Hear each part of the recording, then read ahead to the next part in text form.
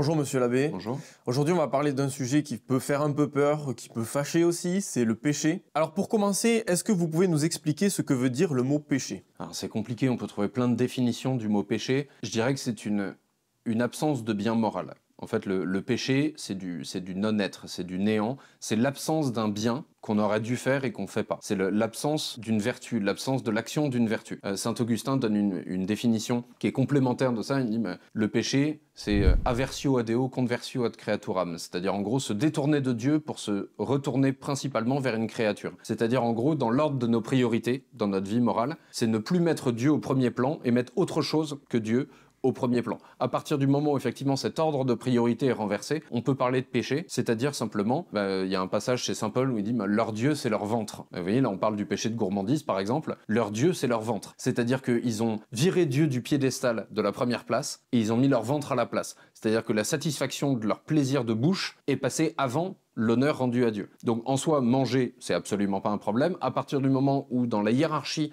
on place ça avant Dieu, ou avant la loi de Dieu, là ça devient un péché. Donc finalement on pourrait dire qu'un péché, alors la manière la plus simple de décrire c'est désobéir à la loi de Dieu, manquer à ce que Dieu nous demande. Mais donc encore une fois, c'est pour ça que j'emploie les termes de manquer, il y a vraiment un manque, il y a une absence de bien dans le monde, il y a une dépression, il y a un trou de quelque chose, il manque quelque chose dans la vie de l'âme où on aurait eu l'occasion de faire du bien, on aurait dû faire du bien, et où à l'inverse, au lieu de faire du bien, on s'est détourné, on a changé sa route, on n'a plus mis Dieu à la première place, on a mis autre chose. On a mis autre chose et à partir du moment où il y a cette autre chose à la place de Dieu, alors on a un péché. L'Église enseigne qu'il y a deux types de péchés. Quels sont-ils et est-ce que vous pouvez nous donner des exemples concrets? Alors, je vais vous donner un catalogue de tous les péchés du monde, ça va être très chouette, on va y passer des heures. Non, on parle de péché mortel et de péché véniel. Alors, ces mots sont parfois mal compris, donc je vais commencer par expliquer vraiment la distinction entre ces deux-là. Un péché, on a dit, c'est le fait de se détourner un peu de Dieu. Si on se détourne complètement, c'est-à-dire si on garde cette image du chemin, est-ce que je suis en train de marcher vers Dieu, mais je prends un petit chemin un peu détourné? Ce serait un péché véniel, c'est-à-dire je prends du retard sur l'itinéraire, je fais un détour, donc je suis plus exactement dans la direction de Dieu, je suis pas complètement à l'opposé, mais je me détourne un peu, c'est ce qu'on appellerait un péché véniel. Péché mortel, c'est faire demi-tour, c'est repartir exactement au début, à la case départ. Donc en fait, pourquoi on parle de péché mortel, alors que notre âme est immortelle? On parle de péché mortel parce que un péché grave, un péché mortel, nous coupe complètement de la grâce de Dieu. Depuis notre baptême, la Sainte Trinité est présente dans notre âme. On vit de la présence de Dieu, c'est ce qui s'appelle la grâce sanctifiante, le fait que Dieu soit présent dans notre âme et agisse dans notre âme pour nous aider à bien agir. Un péché véniel va obscurcir petit à petit cette relation avec Dieu. On va s'éloigner petit à petit, comme un ami à qui on parle de moins en moins souvent, on prend moins de nouvelles. Petit à petit, ça s'éloigne. Un péché mortel, c'est la destruction de l'amitié, c'est une trahison, c'est un truc où, ça y est, la relation est rompue, il y a quelque chose qui s'est cassé, qui s'est brisé. Parce qu'en fait, ce qui est très beau et terrifiant en même temps, c'est que Dieu respecte complètement la liberté de l'être humain qu'il a créé. Et que si on décide de se détourner de Dieu, alors Dieu respecte notre liberté et se retire de notre âme. Et ça va être tout le travail de la pénitence, du sacrement de la confession, de l'acte de contrition, faire revenir Dieu dans notre âme. Dieu n'attend que ça. C'est vraiment le père de l'enfant prodigue qui attend sur le chemin que son fils revienne dans la bonne direction. Et d'ailleurs, dans cette très belle parabole de l'enfant prodigue, le père fait le premier pas, c'est-à-dire que dès qu'il voit son fils sur le chemin revenir, il se jette dans ses bras, avant même de le laisser préparer le petit laïus qu'il avait prévu de dire. Le père se jette dans ses mains et fait une fête et lui met des beaux habits.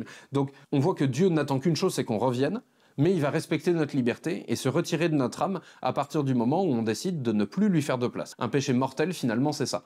Donc, donner des exemples, je peux prendre des trucs très dramatiques. J'ai assassiné quelqu'un de sang-froid, un être innocent que j'ai tué pour piquer son sac à main. Oui, c'est évidemment un péché mortel, un péché grave. En revanche, j'ai dit un gros mot, on n'est pas dans le même niveau de gravité. C'est pas bien.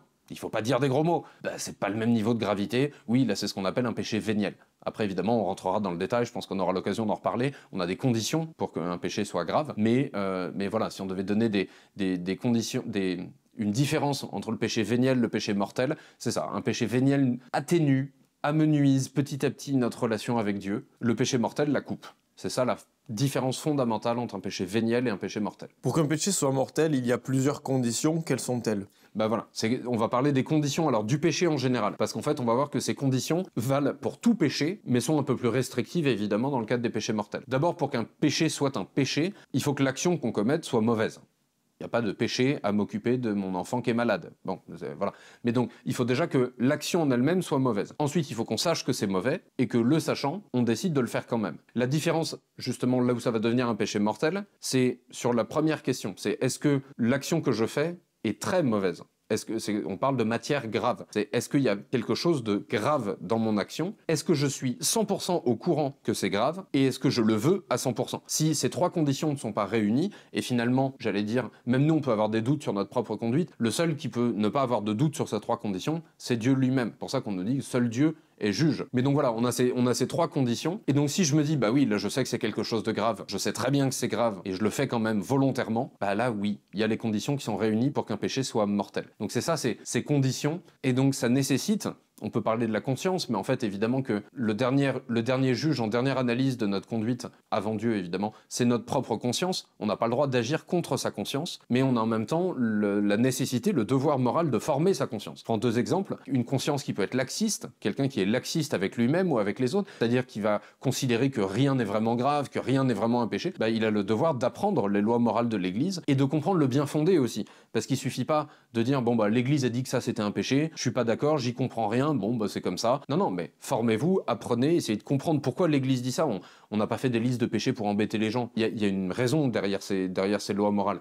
Donc en fait, il faut former notre conscience pour comprendre à quel point c'est un péché et donc ensuite être capable de juger dans notre vie de tous les jours, de ne pas être obligé d'appeler un prêtre à chaque fois qu'on agit pour dire est-ce que ça c'est un péché ou pas. Non, le but c'est qu'on arrive à une certaine autonomie où avec une bonne formation de notre conscience, on soit capable nous-mêmes d'agir de manière prudentielle, c'est-à-dire de faire un choix éclairé selon ce qu'on est capable de voir. Et je prends un autre exemple, quelqu'un qui au contraire serait extrêmement dur avec lui-même, qui serait plutôt scrupuleux, il aura l'impression de faire des péchés mortels toute la journée. Et là, ça va être aussi le travail de la formation de la conscience, de remettre cette conscience dans le droit chemin, de dire attention, tout n'est pas un péché dramatique. Ça ne veut pas dire qu'un péché n'est pas un péché, ça veut dire que tous les péchés ne sont pas des péchés mortels, que tous les péchés ne nous coupent pas totalement de la grâce de Dieu. Certains péchés, comme je le disais tout à l'heure, amenuisent cette relation, mais ne la détruisent pas totalement. Donc ça va être le travail, en particulier du confesseur, de discuter avec la personne et de remettre un peu de l'équilibre dans un sens ou dans l'autre pour que la personne puisse suivre sa conscience en toute quiétude. Qu'elle puisse se dire, ma conscience, je l'ai suffisamment formée, j'ai suivi des cours de caté, j'ai écouté les enseignements de l'Église et tout ça, donc maintenant ma conscience est correctement formée, donc je suis capable dans ma vie de tous les jours d'agir en connaissance de cause. Et donc je pourrais pas dire si j'ai fait un péché, je ne savais pas, précisément parce que ma conscience est suffisamment formée. Quelles conséquences pour nous quand on fait un péché mortel ? Alors la première conséquence, je le disais, c'est le fait de se couper de la grâce de Dieu. On a besoin, pour obtenir le bonheur du ciel, qui est un bien surnaturel, c'est-à-dire une récompense qui dépasse les capacités de notre nature humaine, on a besoin d'une aide qui elle-même soit surnaturelle. Pour obtenir un bonheur surnaturel, il nous faut une aide surnaturelle. Cette aide, c'est la présence de Dieu dans notre âme. C'est cette grâce sanctifiante qui nous permet à chaque fois qu'on fait une bonne action d'obtenir des mérites pour le ciel, c'est-à-dire d'obtenir cette récompense, d'obtenir, en raison de la grâce de Dieu évidemment, c'est pas de notre propre fait uniquement, mais d'avoir presque un droit sur le ciel. Je mets des gros guillemets là-dedans, mais de pouvoir dire j'ai fait des bonnes actions qui sont pour moi méritoires. C'est-à-dire que pour chaque bonne action, je ne veux pas parler de permis à points, ce serait glauque, mais de dire j'ai obtenu un certain droit à la béatitude éternelle en raison de la miséricorde de Dieu, en raison de son amour pour moi et du fait qu'il vit dans mon âme. En faisant cette bonne action, j'obtiens cette possibilité d'obtenir le salut. Et donc, à partir du moment où on perd cette grâce de Dieu, ce qui est déjà dramatique en soi, nos actions perdent leur valeur surnaturelle pour le ciel. Ça, il faut vraiment que tout le monde comprenne ça, parce que on a de multiples exemples autour de nous. On peut dire, en fait, je connais plein de chrétiens qui se conduisent n'importe comment, et je connais plein de gens qui sont pas du tout cathos, pas baptisés, et qui essayent de bien se conduire, de respecter leur conscience. Mais donc, même un catho pratiquant, mais qui est en état de péché mortel, en fait, toutes ces actions, même bonnes extérieurement, elles sont bonnes naturellement, il n'y a aucun problème, il n'y a rien à leur reprocher sur leur action, mais ça ne leur obtient plus de mérite pour le ciel. Donc c'est important de se dire que, tiens, j'ai commis un péché mortel, bon c'est triste, je vais me confesser dans 3 mois, en fait pendant 3 mois, 0 point sur le permis. C'est-à-dire qu'en fait, toutes mes actions perdent leur valeur surnaturelle. Et ça, c'est extrêmement dommage quand on sait que, d'une part, on sera récompensé au ciel en fonction des bonnes actions qu'on a faites, et qu'en plus, il y a toute cette doctrine de la communion des saints, c'est qu'à chaque fois que je fais une bonne action surnaturelle, avec des mérites surnaturels, j'aide aussi l'ensemble des chrétiens à progresser vers Dieu. Donc en fait, c'est pas uniquement une punition pour moi-même, le fait de retarder le moment où je vais aller me confesser, retrouver cette grâce de Dieu dans mon âme, mais il y a un côté communautaire aussi. C'est que je prive l'Église de tout un tas de grâces que j'aurais pu obtenir par mes bonnes actions pour tous mes contemporains. Donc ça, c'est la première conséquence, c'est le fait que voilà, je me coupe de la grâce de Dieu et que donc mes actions perdent leur valeur surnaturelle. La deuxième conséquence, ce serait que plus je reste éloigné de Dieu, vous voyez, je reprends l'image de l'amitié où on se parle de moins en moins, on prend moins de nouvelles et tout, ben, si je lui parle plus pendant 20 ans, c'est compliqué de rétablir une relation où, enfin, qu'est-ce qu'on va se raconter, ça fait 20 ans qu'on ne s'est pas parlé, donc en fait, plus je laisse ce temps passer, plus je m'habitue à vivre dans cet état de péché mortel, plus je m'habitue en fait à ce que dans ma vie, la grâce de Dieu soit plus tellement primordiale en fait. Je me dis, bon, bah, regardez, je vis en état de péché mortel, et puis bah, la foudre m'est pas tombée sur la tête, je suis pas mort, je continue ma vie de tous les jours, et ça a l'air de pas changer grand-chose dans ma vie quotidienne. Bon, bah, je me confesserai à Pâques prochain, ou j'en sais rien, ou dans 20 ans. Ou... Bah, alors d'abord, je vous rappelle que si on meurt en état de péché mortel, c'est pas le ciel qui nous attend, hein, c'est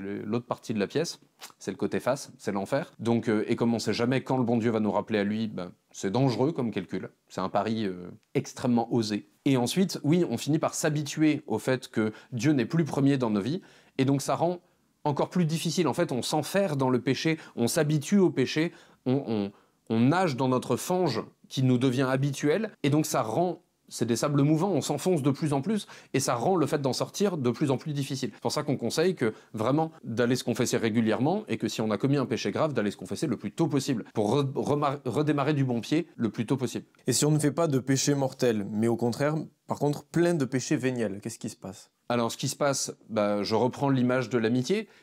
J'ai jamais vraiment trahi l'amitié de mon ami, mais je lui ai mis des petits scuds dans la tête. Toutes les 5 minutes. Bah, c'est une amitié qui s'amenuise fortement. Donc en fait, le problème c'est que, alors on peut pas dire à partir de tant de péchés véniels, ça fait un péché mortel. Non, en revanche, comme dans une relation d'amitié, à force d'en avoir rien à faire de son ami, bah c'est plus un ami. Donc en fait, à force de commettre plein de petits péchés qui ne sont pas des péchés mortels mais qui s'additionnent les uns aux autres, on finit par ne plus rien en avoir à faire de la loi morale du bon Dieu. Et donc en fait, c'est la voie rêvée pour, à court ou moyen terme, bah, tomber dans le péché cette fois-ci grave et mortel. C'est-à-dire qu'en fait, c'est remettre du savon sur la pente glissante. C'est qu'en fait, on est déjà en train de s'éloigner de Dieu petit à petit, et on va continuer à s'en éloigner de plus en plus, parce qu'on continue à commettre des péchés dans notre vie, où finalement, on s'en fiche un peu de ce que le bon Dieu nous demande de faire, on continue à agir de manière mauvaise, et un jour ou l'autre, ça va nous faire tomber dans quelque chose de plus grave. Donc, un péché véniel n'est jamais aussi grave, parce qu'il n'a pas les mêmes conséquences qu'un péché mortel, et c'est bien pour ça qu'on fait cette distinction théologique très importante. Néanmoins, à force de pécher, et sans essayer de réformer sa vie, bah c'est une pente extrêmement glissante, et on sait très bien ce qu'il y a au bout, le péché grave et l'enfer. Est-ce que tous les péchés peuvent être pardonnés ? Oui, absolument, tous, tout le temps, partout. Il n'y a aucun péché suffisamment grave pour ne pas être pardonné. Vous voyez, je prendrai l'exemple de Judas et de Saint-Pierre, qui ont commis un péché d'une égale gravité. Judas a trahi Jésus, il l'a vendu. Saint-Pierre, 3 fois de suite, a dit non, je le connais pas. Ça s'appelle de l'apostasie. Hein. Saint-Pierre, 3 fois de suite, au moment le plus crucial de la vie de Jésus, l'a lâché. Les apôtres se sont enfuis en courant. Donc en fait, on nous parle de Judas, mais en fait, le péché de Saint-Pierre est très proche de celui de Judas. Quelle a été la différence ? Saint-Pierre s'est souvenu, vous savez, de l'histoire du coq, avant que le coq ne chante, tu m'auras renié 3 fois. Saint-Pierre s'est souvenu de ça. Il a eu un immense regret de sa faute, et il s'est mis à pleurer. Parce que l'évangile, il a pleuré amèrement. Il a demandé pardon dans son cœur à Dieu, et Jésus lui a pardonné. Judas aussi a regretté sa faute, mais pour d'autres motifs. Judas aussi a regretté sa faute, mais son péché, le plus grave, plus que la trahison de Jésus, ça a été ce que Jésus appelle dans l'évangile le péché contre l'Esprit Saint. Celui dont il dit que c'est le seul qui peut pas être pardonné, bizarrement. Mais en fait, ce péché contre l'Esprit Saint, c'est le fait de ne pas croire à la miséricorde de Dieu. C'est le fait de refuser le pardon de Dieu. Judas n'est pas retourné voir Jésus en lui demandant pardon. Jésus lui aurait pardonné au quart de tour. Ça aurait même pas fait débat. D'ailleurs, Jésus a pardonné à Saint-Pierre au quart de tour. Donc, si Judas était revenu vers le Christ en disant voilà, j'ai déconné, je sais que j'ai mal agi, je vous demande pardon, mais Jésus aurait pardonné immédiatement. Et en fait, Judas a préféré se pendre, mettre fin à ses jours, parce qu'il s'est dit mon péché est trop grave pour la miséricorde de Dieu. Mon péché est trop grave pour que Dieu puisse le pardonner. Et c'est ça, finalement, la principale erreur de Judas. Tous les péchés sont pardonnables. Le seul truc qui empêche Dieu de nous pardonner, c'est le fait qu'on n'ait pas envie de l'être, en fait. C'est le fait de je demande pardon à Dieu d'un péché, mais en fait, je reste dans la situation où je vais continuer mon péché. C'est-à-dire que typiquement, je m'accuse de péché de gourmandise, mais je bosse dans une pâtisserie. Bah ouais, mais en fait, si t'arrives pas, si à chaque fois que tu vois un millefeuille, tu sautes dessus, bah arrête de bosser avec des millefeuilles. Donc en fait, c'est finalement, c'est le seul truc truc qui empêche, c'est de notre côté en fait l'empêchement à la miséricorde de Dieu, c'est pas du côté de Dieu. De son côté, il n'y a aucune limitation à sa miséricorde, elle est infinie. Tout ce dont on demande pardon, il va nous pardonner. Le seul problème, c'est est-ce que véritablement on demande pardon, du fond du cœur, ou est-ce que finalement on a cette espèce de péché mignon, ce truc qu'on a envie de garder dans un coin, on demande pardon, mais en fait il nous plaît bien ce péché en vrai, c'est un truc qu'on aimerait bien le garder un peu quand même. Bon, bah donc est-ce que véritablement on a ce regret du cœur, est-ce que véritablement on veut demander pardon? Donc c'est pour ça qu'il y a des fois où un prêtre peut refuser l'absolution, par exemple en confession. On en avait déjà parlé dans la vidéo sur la même chaîne sur la confession, je vous invite à aller la voir d'ailleurs, pour ceux qui ont encore des questions sur la confession, on a déjà tourné une vidéo là-dessus. Mais donc voilà pourquoi un prêtre peut refuser l'absolution, voilà pourquoi Dieu parfois refuse de pardonner, c'est pas qu'il a pas envie de pardonner, c'est nous on n'a pas envie d'être pardonné. Et c'est là où se situe la distinction. Du côté de Dieu, tout péché peut être pardonné, absolument tout péché. Donc on a bien compris cette histoire de 3 conditions pour qu'un péché soit mortel. Est-ce qu'on peut revenir maintenant sur cette histoire de matière grave? Alors oui, vous avez raison d'y revenir parce que c'est un sujet qui est aujourd'hui très très mal compris. On a l'impression que matière grave, finalement, il n'y aurait que le meurtre ou le braquage de banque qui serait dans les péchés mortels. En fait, matière grave, c'est à partir du moment où il y a une violation directe d'un commandement de Dieu ou un commandement de l'Église. Donc en fait, il y a plein d'autres domaines que le meurtre ou le braquage de banque qui peuvent être des matières graves. Je donne un exemple qui n'est pas très connu. Un catholique est dans l'obligation d'assister à la messe tous les dimanches et tous les jours de fête d'obligation. Fête d'obligation, c'est les grandes fêtes qui ne tombent pas forcément un dimanche. Typiquement Noël, c'est toujours le 25 décembre, quel que soit le jour de la semaine, on doit aller à la messe à Noël. Le fait de ne pas y aller sans excuse est une matière grave. Donc ça peut constituer un péché mortel. Et vous voyez qu'on n'a tué personne, on n'est juste pas allé à la messe. Bah oui, mais donc il y a cet aspect-là de violation directe d'un commandement de Dieu ou de l'Église. Le fait par exemple, alors évidemment on prend le premier commandement de Dieu, tu adoreras Dieu seul. Alors on peut se dire, tiens, si j'adore un autre Dieu que Dieu, c'est un péché mortel. Oui, mais en fait si on va un peu plus dans le détail, le fait par exemple de faire appel à des voyants, à des cartomanciennes, des diseuses de bonne aventure, finalement c'est accorder un pouvoir à l'homme ou, et c'est encore plus touchy, au démon, qui en fait n'appartient qu'à Dieu. Donc c'est aussi une violation de ce premier commandement. Si on prend tu ne tueras pas, évidemment ça condamne le meurtre. Mais si on va un peu plus en détail, on peut parler de l'euthanasie, on peut parler de l'avortement, on peut parler du fait d'être violent physiquement avec quelqu'un, de donner des coups, de tabasser quelqu'un. Évidemment que tabasser quelqu'un est une matière grave. Pourtant on l'a pas tué, mais ça vient aussi dans ce commandement tu ne tueras pas. Le commandement tu honoreras ton père et ta mère. Manquer gravement de respect à ses parents, bien sûr que c'est une matière grave. Le mensonge peut être une matière grave. En fait, dès qu'on a une violation directe d'un des commandements de Dieu ou de l'Église, oui, on a une matière grave. Donc j'invite tous ceux qui nous regardent et qui se posent la question, d'abord à en parler à un prêtre, s'ils ont un doute, poser la question en confession, n'hésitez pas, on est là pour ça, et ensuite de reprendre le catéchisme de l'Église catholique qui va être très clair sur ces questions morales, d'expliquer où est la matière grave et la matière moins grave. Quand on se rend compte qu'on a péché, qu'est-ce qu'on fait? Alors qu'est-ce qu'on fait? Il faut demander pardon à Dieu. C'est le principe, on demande pardon à Dieu et on a plusieurs moyens de le faire. Le moyen le plus habituel, c'est le sacrement de pénitence, la confession, qui existe spécifiquement pour ça, pour demander et obtenir le pardon de Dieu. Mais on n'a même pas besoin d'attendre la prochaine confession, on fait ce qu'on appelle un acte de contrition parfaite, c'est-à-dire qu'on demande à Dieu pardon pour nos péchés en raison de l'amour qu'on lui porte. C'est-à-dire que, en gros, l'acte de contrition parfaite, c'est regretter ses péchés non pas par peur de l'enfer ou peur de la punition, mais par amour de Dieu et par déception de lui avoir fait de la peine. Et donc, on demande déjà pardon à Dieu le plus tôt possible, dès qu'on peut après avoir péché, et en lui promettant d'aller se confesser le plus tôt possible. On a tous des péchés qu'on fait souvent. Comment on fait pour s'en débarrasser? En pratiquant la vertu qui est directement opposée à ce péché-là. Par exemple, j'ai un défaut, je suis une pince. Vraiment, j'ai du mal à lâcher de l'argent, j'ai du mal... je compte le moindre truc, je suis extrêmement avare. Il va falloir que je me force. Au début, ça va être un peu forcé à être généreux. Donc ça veut dire, je me force à me dire, de temps en temps, je paye un coup à mes potes au bar. De temps en temps, je m'oblige à donner de l'argent à un sans-abri dans la rue. Et justement, ça va me coûter parce que j'ai ce défaut opposé. Je suis extrêmement avare, je suis très près de mes sous, j'ai ce problème-là. Donc au début, ça va être très forcé. Mais en fait, au début, quand on s'entraîne à jouer au tennis, au début, on a du mal à faire rebondir la balle sur la raquette et à la fin, on fait des services à 180 km/h. Donc c'est une question d'entraînement. C'est comme tout. Dans la vie morale, c'est pareil. Plus je fais de bonnes actions, de la vertu opposée à mon défaut, plus je vais faire diminuer mon défaut et plus je vais développer la vertu qui lui est opposée et plus ces actes vertueux vont me devenir faciles et habituels. Donc je dirais, si j'ai un défaut dominant, un péché que je fais très souvent, tout simplement, forcez-vous à pratiquer la vertu opposée. C'est le meilleur moyen de s'en sortir. Merci beaucoup, monsieur l'abbé.